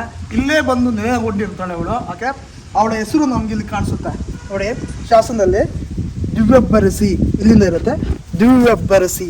ಈ ಒಂದು ಆವನಿ ಕ್ಷೇತ್ರಕ್ಕೆ ಸುಮಾರು ನಾವು ಆವಾಗಲೇ ಹೇಳಿದಂಥ ಪ್ರಾಗೈತಿಹಾಸಿಕ ಕಾಲದಿಂದಲೂ ಕೂಡ ಇದಕ್ಕೆ ಇತಿಹಾಸ ಇದೆ. ಸುಮಾರು 10,000 ವರ್ಷಗಳ ಕಾಲದಿಂದ ಇಲ್ಲಿ ಮಾನವನ ನೆಲವಸತಿಗಳನ್ನು ನಾವು ಕಾಣ್ಬೋದು. ಹಾಗೆ ಇದಕ್ಕೆ ನಾವು ರಾಜಕೀಯವಾಗಿ ಇತಿಹಾಸವನ್ನು ನೋಡಿದಾಗ ಸುಮಾರು ನಮಗೆ ಅಶೋಕನ ಕಾಲದಿಂದಲೂ ಕೂಡ ಈ ಪ್ರದೇಶಕ್ಕೆ ಇತಿಹಾಸ ಇದೆ. 1ನೇ ಶತಮಾನದಲ್ಲಿ ಕೂಡ ಶ್ರೀನಿವಾಸಪುರ ಸುತ್ತಮುತ್ತ ಭಾಗಗಳಲ್ಲಿ ನಮಗೆ ಬೌದ್ಧ ಪ್ರದೇಶಗಳು ಕೂಡ ಕಂಡು ಬಂದಿದ್ವು. ಹಾಗೆ ಅಲ್ಲಿಂದ ಕೂಡ ಅಂದರೆ ಅನಂತರ ಬಾಣರ ಹಿಡಿತಕ್ಕೆ ಬಂದಂಥ ಈ ಪ್ರದೇಶ, ಆವನಿ ಪ್ರದೇಶ ಬಾಣರ ಹಿಡಿತಕ್ಕೆ ಬರುತ್ತೆ. ಬಾಣರ ನಂತರ ಗಂಗರ ರಾಜರ ಹಿಡಿತಕ್ಕೆ ಬರುತ್ತೆ. ಅನಂತರ ಗಂಗರ ವೈವಾಹಿಕ ಸಂಬಂಧಗಳು ನೊಳಂಬರೊಂದಿಗೆ ಆದಾಗ ಈ ಗಂಗಾ 6,000 ಪ್ರಾಂತ್ಯವನ್ನೇ ಅವರಿಗೆ ವರ್ಗಾವಣೆ ಮಾಡಿಕೊಡ್ತಾರೆ. ಆಗ ಗಂಗಾ 6,000 ಪ್ರಾಂತ್ಯವನ್ನು ನೊಳಂಬರು ಆಳ್ವಿಕೆ ಶುರು ಮಾಡ್ತಾರೆ. ಆ ಸಂದರ್ಭದಲ್ಲಿ ಇದು ಸಂಪೂರ್ಣ ನೊಳಂಬರ ಹಿಡಿತಕ್ಕೆ ಬರುತ್ತೆ. ಆ ಸಂದರ್ಭದಲ್ಲಿ ಅಂದರೆ ಒಂದು ರಾಜಕೀಯ ವಿಷಯಗಳು ಬರ್ತವೆ ಇದರಲ್ಲಿ. 943ರಲ್ಲಿ ಚೋಳರೊಂದಿಗೆ ಒಂದು ಯುದ್ಧ ನಡೆಯುತ್ತೆ, ತಕ್ಕೊಳಂ ಅಂತೇಳಿ. ಆ ಯುದ್ಧದಲ್ಲಿ ನೊಳಂಬರು ಭಾಗಿಯಾಗಿರೋದಿಲ್ಲ. ಆ ಸಂದರ್ಭದಲ್ಲಿ ಬಾಣರು ಗಂಗರೊಂದಿಗೆ ಸೇರಿ ರಾಷ್ಟ್ರಕೂಟರೊಂದಿಗೆ ಯುದ್ಧ ಮಾಡಿ ಆ ಯುದ್ಧವನ್ನು ಗೆಲ್ತಾರೆ. ಆ ಸಂದರ್ಭದಲ್ಲಿ ರಾಷ್ಟ್ರಕೂಟರು ತಿರುಗಿ ಒಂದು ತಕ್ಕೊಳ ಮುಗಿಸ್ಕೊಂಡು ವಾಪಸ್ ಹೋಗ್ಬೇಕಾದ್ರೆ ನೊಳಂಬವಾಡಿಯಿಂದ ಗೆದ್ಕೊಂಡಿರ್ತಾರೆ. ಆ ಸಂದರ್ಭದಲ್ಲಿ ನಮಗೆ ಮತ್ತೆ ಈ ಗಂಗಾ 6,000 ಪ್ರಾಂತ್ಯವನ್ನು ಏನು ಹಿಂದೆ ಬಾಂಡರು ಕಳೆದುಕೊಂಡಿರ್ತಾರೆ ಆ ನೆಲೆಯಲ್ಲಿ ಮತ್ತೆ ಇವರಿಗೆ ಅವಕಾಶ ಸಿಗುತ್ತೆ. ಅದಕ್ಕೇನು ದಾಖಲೆ ಅಂದರೆ ಎಂಬಾಡಿ ಅಂತ ಒಂದು ಗ್ರಾಮ ಇದೆ ನಮ್ಮ ಶ್ರೀನಿವಾಸಪುರದಿಂದ ಪುಂಗನೂರಿಗೆ ಹೋಗೋ ಗ್ರಾಮದಲ್ಲಿ. ಅಲ್ಲಿ ನಮಗೆ ಒಂದು ಶಾಸನ ಸಿಗುತ್ತೆ ಕೃಷ್ಣಂದು. ಅಲ್ಲಿ ಬಾಣರ ನಮಗೆ ಮತ್ತೆ ಈ ಪ್ರದೇಶಕ್ಕೆ ಬಂದಿರೋದನ್ನ ನಾವು ಕಾಣ್ತೀವಿ ಆ ಶಾಸನಗಳಲ್ಲಿ. ಆ ನಂತರ ಇವರು ಬಹುಶಃ ನೊಳಂಬರು ಅಂದರೆ ರಾಷ್ಟ್ರಕೂಟರೊಂದಿಗೆ ಸಂಪರ್ಕ ಬಹುಶಃ ಇವರ ಅಂದರೆ ಇವರೊಂದು ಏನೋ ಅವ್ರಿಗೆ ಒಂದು ಅಧೀನರಾಗಿದ್ರು, ಅದೆಲ್ಲೋ ಒಂದು ಆ ಸಂಬಂಧಗಳು ಅಳಿಸಿರುತ್ತೆ ಬಾಣೂರಿಗೆ, ಇದು ನೊಳಂಬರಿಗೆ ಅಳಿಸಿರುತ್ತೆ, ನೊಳಂಬರೊಂದಿಗೆ ಆ ಸಂಬಂಧಗಳು ಅಳಿಸಿರುತ್ತೆ. ಆದರೆ ಗಂಗರು ನಿಷ್ಠಾವಂತರೇ ಆಗಿರ್ತಾರೆ ರಾಷ್ಟ್ರಕೂಟರಿಗೆ. ಆ ಸಂದರ್ಭದಲ್ಲಿ ನಿಮಗೆ ಕೊನೆ ಕಾಲದಲ್ಲಿ ಕೃಷ್ಣನ ಮರಣ ನಂತರ ಮುಮ್ಮಡಿ ಕೃಷ್ಣನ ರಾಷ್ಟ್ರಕೂಟರದವರೇ ಮುಮ್ಮಡಿ ಕೃಷ್ಣನ ನಂತರ ಅವನ ಸಾವಿನ ನಂತರ ರಾಷ್ಟ್ರಕೂಟರ ಒಂದು ಸಾಮ್ರಾಜ್ಯ ಅಧೋಗತಿ ಸ್ಥಿತಿಗೆ ಇಳಿದಿರುತ್ತೆ. ಆ ಸಂದರ್ಭದಲ್ಲಿ ನಮ್ಮ ಏನು ಮಾರಸಿಂಹ ಇರ್ತಾನೆ, ಮಾರಸಿಂಹ ಆ ಸಂದರ್ಭದಲ್ಲಿ ಮುಮ್ಮಡಿ ಕೃಷ್ಣನ ಕಾಲದಲ್ಲೇ ಉತ್ತರ ಕಡೆ ದಾಳಿಗಳನ್ನು ದಂಡಯಾತ್ರೆಗಳನ್ನು ನಡೆಸ್ತಾರೆ. ಆ ಸಂದರ್ಭದಲ್ಲಿ ನಮ್ಮ ಮಾರಸಿಂಹ ಒಂದು ನೇತೃತ್ವದಲ್ಲಿ ಸೈನ್ಯಗಳು ಉತ್ತರಕ್ಕೆ ಹೋಗಿರ್ತವೆ. ಆ ಸಂದರ್ಭದಲ್ಲಿ ಅವನು ಹಲವಾರು ರಾಜಮಂತ್ರಗಳನ್ನು ಗೆದ್ದಿರ್ತಾನೆ. ಅದರ ಮುಖ್ಯವಾಗಿ ಗುರ್ಜಾರರನ್ನು ಗೆದ್ದಿರ್ತಾನೆ. ಅದಕ್ಕೆ ಅವನಿಗೆ ಗುರ್ಜರ ರಾಧಾಜಿ ರಾಜ ಅಂತೇಳಿ ಅವನಿಗೊಂದು ಬಿರುದು ಕೂಡ ಬಂದಿರುತ್ತೆ. ಯಾವಾಗ ನೊಳಂಬರು ನೊಳಂಬ ಮತ್ತು ರಾಷ್ಟ್ರಕೂಟರ ಸಂಬಂಧಗಳು ಅಳಿಸಿರುತ್ತೆ ಆ ಸಂದರ್ಭದಲ್ಲಿ ಇವ್ರು ನಿಷ್ಠರಾಗಿರೋದಿಲ್ಲ ನೊಳಂಬರು. ಆ ಸಂದರ್ಭದಲ್ಲಿ ಮಾರಸಿಂಹ ನೊಳಂಬರ ಮೇಲೆ ದಾಳಿ ಮಾಡ್ತಾನೆ. ಅದಕ್ಕೆ ಅವನಿಗೊಂದು ಬಿರುದು ಕೂಡ ಬರುತ್ತೆ, ಮಹೇಂದ್ರ ಅಂತಕ ಅಂತ ಹೇಳ್ಬಿಟ್ಟು. ಆದರೆ ಅಲ್ಲಿ ಸತ್ತಿದ್ದು ನನ್ನಿ ನೊಳಂಬ ಅಂತ ಎಲ್ಲರೂ ಅನ್ಕೊಳ್ತಾರೆ. ಆದರೆ ನನ್ನಿ ನೊಳಂಬ ಅದರಲ್ಲಿ ಸತ್ತಿರೋದಿಲ್ಲ, ಅವನು ಪಲಾಯನ ಮಾಡಿಬಿಟ್ಟಿರ್ತಾನೆ. ಅಲ್ಲಿ ಸತ್ತಿರೋದು ನಮಗೆ ದಿಲೀಪನ ಮತ್ತೊಬ್ಬ ಮಗ ಸತ್ತಿರ್ತಾನೆ. ಅವನು ಆಳ್ವಿಕೆ ಮಾಡ್ತಿರ್ತಾನೆ. ಅವನೇ ಈ 2ನೇ ಪೊಳಿಲ್ಚೋರ ಆಗಿರ್ತಾನೆ. 2ನೇ ಪೊಳಿಲ್ಚೋರ ಸತ್ತಿರ್ತಾನೆ. ಅವನನ್ನು ಅದಕ್ಕೆ ಅವನಿಗೆ ಮಹೇಂದ್ರ ಅಂತಕ್ಕೆಲ್ಲ ಬಿರುದು ಬರುತ್ತೆ ಅವನಿಗೊಂದು. ಆದರೆ ಸತ್ತಿರೋದು ಇವನು 2ನೇ ಪೊಳಿಲ್ಚೋರ. ಅವನ ಹೆಂಡತಿ ಆಗಿರ್ತಾಳೆ ಇವಳು ದಿವ್ಯಬ್ಬೆರಸಿ. 2ನೇ ಪೊಳಿಲ್ಚೋರನ ಹೆಂಡತಿ ದಿವ್ಯಬ್ಬೆರಸಿ ಆಗಿರ್ತಾಳೆ. ನಮಗೆ ಪೊಳಿಲ್ಚೋರ ಯುದ್ಧದಲ್ಲಿ ಸತ್ತಿರ್ತಾನೆ. ಅವನ ಹೆಂಡತಿ ಕದಂಬ ವಂಶದ ಮೂಲದವಳು, ಅಂದರೆ ಮೂಲ ಕದಂಬ ಅಲ್ಲ. ಅನಂತರ ಹಲವಾರು ಕದಂಬ ಶಾಖೆಗಳಿರ್ತವೆ. ಆ ಕದಂಬ ಶಾಖೆಗೆ ಸೇರಿದಂತಹ ರಾಣಿ ಇವಳು, ಅವಳು ರಾಜಕುಮಾರಿ ಆಗಿರ್ತಾಳೆ. ಅವಳು ಇಮ್ಮಡಿ ಪೊಳಿಲ್ಚೋರನ ವಿವಾಹ ಆಗಿರ್ತಾಳೆ. ಅವಳಿಗೆ ಸಣ್ಣ ಮಕ್ಕಳು, ಇವನು 2ನೇ ಮಗ, ಸಣ್ಣ ಮಗ ಅವನು. ಅವಳು ಎಲ್ಲಿ ಬದುಕ್ತಾಳೆ? ಸಾಮ್ರಾಜ್ಯ ಕೂಡ ಆಲ್ರೆಡಿ ಸ್ವಲ್ಪ ಮಟ್ಟಿಗೆ ಅದು ಆಳ್ವಿಕೆ ಮಾಡೋಕೆ ಕೂಡ ಆಗೋದು, ಬಾಲಕ ಅವನು. ಆ ಸಂದರ್ಭದಲ್ಲಿ ಅವಳು ರಕ್ಷಣೆಗೋಸ್ಕರ ಮತ್ತು ಈ ನೆಲೆ ಮುಖ್ಯವಾಗಿ ಇದೊಂದು ಧಾರ್ಮಿಕ ಕೇಂದ್ರ ಆಗಿತ್ತು. ಇದೊಂದು ಇಲ್ಲಿ ಯಾವ ರಾಜನ ರಾಜಕೀಯವೂ ಕೂಡ ನಡೀತಿರ್ಲಿಲ್ಲ, ಹಸ್ತಕ್ಷೇಪ ಇರ್ತಿರ್ಲಿಲ್ಲ ಈ ನೆಲದಲ್ಲಿ. ಅದಕ್ಕಾಗಿ ಅವಳು ತನ್ನ ಮಗನನ್ನು ಕರೆದುಕೊಂಡು ಈ ನೆಲಕ್ಕೆ ಬರ್ತಾಳೆ. ದಿವ್ಯಬ್ಬೆರಸಿ ಇಲ್ಲಿಗೆ ಬಂದ ಈ ಸಂದರ್ಭದಲ್ಲಿ ಇಲ್ಲಿ ಆಶ್ರಯನ ಪಡಿತಾಳೆ ಈ ಧಾರ್ಮಿಕ ಕೇಂದ್ರದಲ್ಲಿ. ಆ ಸಂದರ್ಭದಲ್ಲಿ ಅವಳು ಇಲ್ಲಿದ್ದಾಗ ಹಲವಾರು ದಾನ ಧರ್ಮಗಳನ್ನು ಮಾಡುವಂಥದ್ದು ಮತ್ತು ಇಲ್ಲಿ ದೇವಾಲಯಗಳನ್ನು ನಿರ್ಮಾಣ ಮಾಡೋದು. ಅನಂತರ ಅವಳು ತನ್ನ ಮಗನ ಹೆಸರಲ್ಲಿ ಮಹೇಂದ್ರ ಕೊಳ ಅಂತ ಹೇಳಿಬಿಟ್ಟು ಅವಳೊಂದು ಕೆರೆ ಅಂದರೆ ಒಂದು ಕೊಳವನ್ನು ನಿರ್ಮಿಸ್ತಾಳೆ. ಅದೇ ಈ ಕೊಳ, ಇದೊಂದು ಕೊಳವನ್ನು ನಾವು ಕಾಣ್ಬೋದು. ಶೇಷತೀರ್ಥ ಅಂತ ಅಲ್ಲಿ ಹೆಸರು ಹಾಕಿರೋದು. ಹಾಕಿದ್ದಾರೆ. ಇಲ್ಲೊಂದು ಕೊಳ ನಿರ್ಮಾಣ ಮಾಡ್ತಾಳೆ ಅವನಿಯಲ್ಲಿ ಅಂತ. ಈ ಕೊಳ ಬಿಟ್ರೆ ಬಹುಶಃ ನಮ್ಗೆ ಇಲ್ಲಿ ಯಾವ ಕೊಳ ಕಾಣೋದಿಲ್ಲ. ಮತ್ತೆ ಹಿಂಭಾಗ ಅಲ್ಲೊಂದು ಕೊಳ ಇದೆ, ಅನಂತರ ಅಲ್ಲೊಂದೆಲ್ಲ ಒಂದು ಕೊಳ ತೋರಿಸ್ತಾರೆ. ಬಟ್ ದೇವಾಲಯದ ಹತ್ರ ಇರುವಂತದ್ದು ಕೊಳ ಅದೇ. ಮತ್ತೆ ಇದೇ ಕೊಳ ಅಂತ ಯಾಕೆ ಹೇಳ್ತೀವಿ ಅಂದ್ರೆ ಅವಳ ಶಾಸನ ಇಲ್ಲಿದೆ, ಇಲ್ಲೇ ಇದೆ. ಆ ದಿವ್ಯಬೆರಸಿ ಶಾಸನ ಇಲ್ಲಿರೋದ್ರಿಂದ ಬಹುಶಃ ಇದೇ ಕೊಳ ಆಗಿರೋ ಸಾಧ್ಯತೆಗಳಿದೆ ಅಂತ ಹೇಳ್ಬೋದು. ನೋಡಿ ಅವಳ ಹೆಸರು ಕೂಡ ಇಲ್ಲೇ ಇದೆ, ದಿವ್ಯಬೆರಸಿ ಬರುತ್ತೆ. ಅವಳ ಹೆಸರು ಕೂಡ ದಿವ್ಯಬರಸಿ ಇಲ್ಲೇ ಇದೆ ನೋಡಿ. ಇಲ್ಲಿಂದ ನೋಡಿ ಇಲ್ಲಿಂದ ದಿಬ್ಬರಸಿಯ ಇಲ್ಲೇ ಇದೆ. ಸೊ ಅವಳ ಹೆಸರು ಇಲ್ಲಿದೆ. ಸೊ ಪೊರಮಂಗಲ ಅಂತ ಬರ್ತದೆ. ಪೊರಮಂಗಲ ಅಂದ್ರೆ ಒಂದು ಅವಳ ಆ ಪೊರಮಂಗಲದಲ್ಲಿ ಒಂದು ಇಲ್ಲಿ ಒಬ್ಬೆ ಸಮುದ್ರ, ಇದು ಒಬ್ಬೆ ಇಲ್ಲಿ ಸಮುದ್ರ ಅಂದ್ರೆ ಒಂದು ಕೆರೆ ನಿರ್ಮಾಣ ಮಾಡ್ತಾಳೆ ಅಂತ. ಅಂದ್ರೆ ಇವತ್ತಿನ ಏನು ನಾವು ಇಲ್ಲಿ ಬೇತಮಂಗಲ ಅಂತ ಇದೆಯಲ್ಲ, ಬೇತಮಂಗಲ ಕೆರೆಯನ್ನ ನಿರ್ಮಾಣ ಮಾಡಿದ್ರು ನೊಳಂಬರು ಅಂತ ಹೇಳ್ಬಿಟ್ಟು ಹೇಳ್ತಾರೆ. ಇವತ್ತಿಗೂ ಆ ಸಮುದ್ರ ಅದನ್ನ ಹಂಗೆ ಏನು ಪೌರಮಂಗಲ ಸಮುದ್ರ ನಿರ್ಮಾಣ ಮಾಡಿದ್ಲು ಅಂತೆಲ್ಲ ಉಲ್ಲೇಖ ಬರುತ್ತೆ. ಅವಳು ಒಂದು ನಾರಾಯಣ ದೇವಾಲಯವನ್ನು ಸಹ ಇಲ್ಲಿ ನಿರ್ಮಾಣ ಮಾಡಿದ್ಲು ಅಂತ ಹೇಳ್ಬಿಟ್ಟು ಚರಿತ್ರೆ ಅಂದರೆ ಈ ಶಾಸನಗಳಿಂದ ತಿಳಿದು ಬರುತ್ತೆ. ಅಂದ್ರೆ ಆಕೆ ಅಲ್ಲಿಂದ ಬರುವಂಥ ಕಾರಣ ಇಲ್ಲಿಗೆ ತನ್ನ ಮಕ್ಕಳನ್ನು ರಕ್ಷಣೆ ಮಾಡಿಕೊಳ್ಳಲು ಮತ್ತು ಇಲ್ಲಿಂದ ಆಶ್ರಯ ಪಡೆದುಕೊಳ್ಳಲು ಬರ್ತಾಳೆ. ಮುಂದೆ ಇಲ್ಲಿ ಮತ್ತೆ ಅಧಿಕಾರಕ್ಕೆ ಬರ್ತಾನೆ, 2ನೇ ಮಹೇಂದ್ರ ಅಧಿಕಾರಕ್ಕೆ ಬರ್ತಾನೆ. ಅನಂತರ ಮತ್ತೆ ಇಲ್ಲಿ ದಾಳಿಗಳಾಗ್ತವೆ, ಯಾವುದು ಚೋಳರ ದಾಳಿಗಳಾಗ್ತಾರೆ. ನಂತರ ಇವರು ಉತ್ತರಕ್ಕೆ ವಲಸೆ ಹೋಗ್ತಾರೆ. ಅಲ್ಲಿ ಕಂಪ್ನಿಯಿಂದ ಮತ್ತೆ ಅವರು ಆಳ್ವಿಕೆಗಳನ್ನು ಶುರು ಮಾಡ್ತಾರೆ. ಇಲ್ಲಿ ನೊಳಂಬರು ಕಾಲದಲ್ಲಿ ಇಲ್ಲಿರುವಂಥ ಬಹುತೇಕ ಎಲ್ಲ ದೇವಾಲಯಗಳು ನೊಳಂಬರ ಕಾಲದಲ್ಲಿ ನಿರ್ಮಾಣ ಆದಂಥ ದೇವಾಲಯಗಳು.